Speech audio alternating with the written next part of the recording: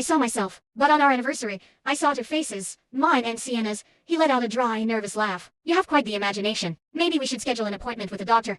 I reached for his hand. Let me touch you right now. Close your eyes and think of the person you love. And I'll tell you who it is. He snatched his hand back. Valerie, enough. If you have a problem with Sienna, talk to me. She has a boyfriend, and this suspicion is unfair to her. He walked out. He didn't return until 2 in the morning. I pretended to be asleep as he pulled me into his arms. I closed my eyes. Only one face remained. It was Sienna's. My face was completely gone. For the first time in 21 years, I couldn't find myself in his heart. I gently slipped out of his embrace and moved into the guest room. 3 days later, I stared at the 2 pink lines on a pregnancy test. A medical checkup confirmed I was 6 weeks pregnant. Later that afternoon, I went to his office building. I saw Peter opening the passenger door for Sienna, holding his hand over her head to protect her as she climbed inside. That seat had always been mine. When he came home that evening, I was waiting. I went to your office today. I saw you open the passenger door for her. You used to only do that for me. He let out a frustrated sigh. She's my assistant. Opening the door is basic courtesy. You used to be so understanding. Understanding? So the things you did for me can be handed to anyone.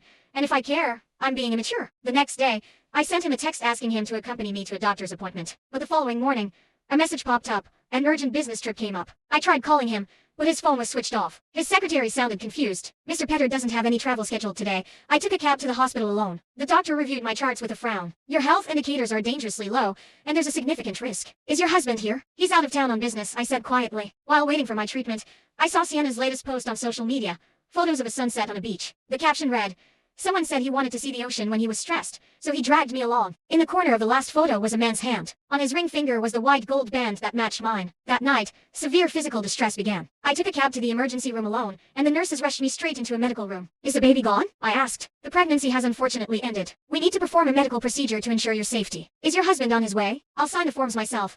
By the time everything was over, it was 3 in the morning. I sat in the cold hallway, calling his number repeatedly, but it went straight to voicemail. Finally, I sent him a text.